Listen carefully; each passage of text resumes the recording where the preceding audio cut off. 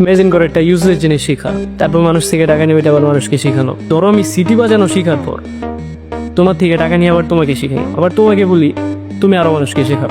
No doubt তুমি আমাকে গালি দেবে, কারণ আমি তোমাকে যে জিনিসটা শিখিয়ে যাচ্ছি ওটা তোমার রিয়েল লাইফে কোনো কাজেই আসবে না। একদম সেম কনসেপ্ট অ্যাপ্লাই হয় বাংলাদেশ এডুকেশন সিস্টেমের সাথে। যখন আমরা 10 থেকে 12 বছর এডুকেশন নেওয়ার পরে রিয়েল লাইফে পারা কি, তখন আমরা বুঝতে পারি এতদিন আমরা যা শিখছি তার 90% জিনিসই আমাদের জীবনে কোনো কাজেই লাগবে না।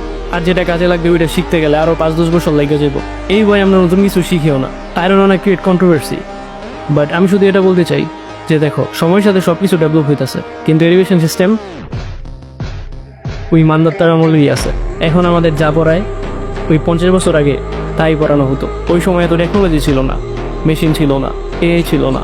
এই জন্য ওই সময়ের মানুষ অনেক ইজিলি জব পেয়ে যেত। অনলি দিস রিজন ওই সময় এডুকেশনে আমাদের পেরেন্টসদের মনে হয় এডুকেশনই সব কিছু। কখনো চিন্তা করছো যে বয়সে আমরা ভোট দিতে পারি না, গাড়ি চালাতে পারি না, ওই সময় আমাদের থেকে এটা এক্সপেক্ট করা হয় যে আমরা আমাদের কেরিয়ার ডিসাইড করে চলি। এখন তুমি চিন্তা করো আমাদের এডুকেশন সিস্টেম কোন দিকে যাচ্ছে।